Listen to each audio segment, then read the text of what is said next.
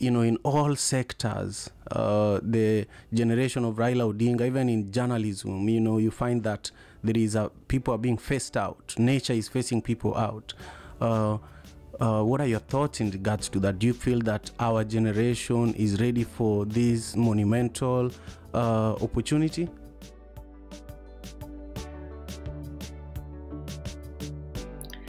Yes, I think there was 5 questions in one there, but let me start with the... That's true. Just explore. You don't have to answer all of them. You can pick one and just focus on that. Yeah, but no, it's interesting that you lumped those questions together because there is a common thread. There is a common thread in terms of it's not just the leadership that is shifting generationally, it's also the voter base, it's also the electorate that is changing, and it's changing all over the world. The midterms, the American midterms is a good indication of that. What's happening in Iran is a good indication of that. Young people are swaying, and I think like for the US midterms, and I'm not going to pretend to be an expert on this because I haven't done a deep dive into it, but my peripheral observation is that the American electorate is moving towards swinging towards a more liberal stance, and which then begins to shake some institutions like the GOP, like the Republican Party, for instance, that is rooted in tradition, that is rooted in conservatism. And why? Because all over the world, this new generation that is coming up, I don't know if we are calling them Generation X, what's this generation that is really talked about, that is really defiant,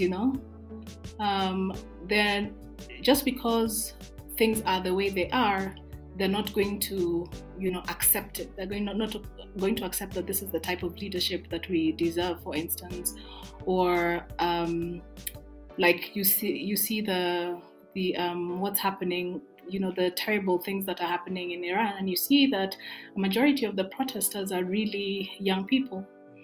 A majority of the voices that have led from the front in terms of putting out the conversation to the world are young people who are on TikTok.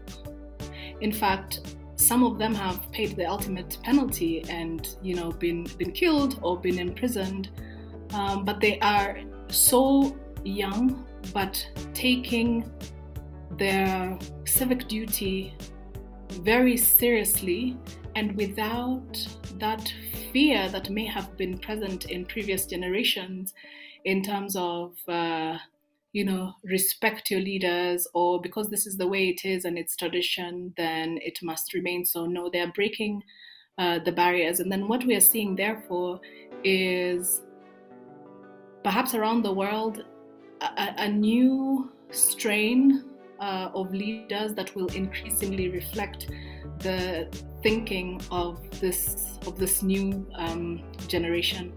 Here in Kenya, I remember having a conversation with somebody last week. There was an article that was going around that was quite volatile about this member of parliament that was proposing an elimination of the presidential term limit, and we instead revert to age. And a lot of people said, you know what, that's not going to happen in Kenya. There was that conversation online saying, no, this is not Uganda, or this is not a country where we will be complacent and let somebody be a dictator or let somebody extend their term limit. And I kept asking, if we could put a finger on why would it not happen in Kenya? What is it that makes it? Is it, we can make as much noise as possible on Twitter, on online spaces, but what is it that we can do as Kenyans that will prevent a leader from being despotic or from putting in place unfavorable or or bad laws, such as that one of extending the presidential term limit. And I didn't really get an answer from the different people that I was speaking with, because I kept seeing it as, we have that braggadocio as Kenyans saying, not us, it won't happen to us. But I have this thought that there's this generation that we see online, people complaining about, in the office, they don't behave the way other people do, or they don't respect quote unquote authority, or most importantly, they speak up for their rights. I think that is the generation, and those are the young people that would shift our political culture to the point where the electorate are not just recipients or acted upon, but also can push back, the way these young people in Iran are doing, or the way the young Americans in the ballot did.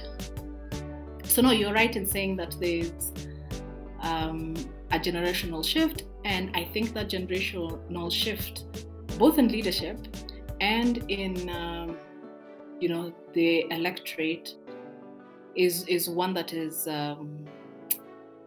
is positive and can potentially change the global political landscape.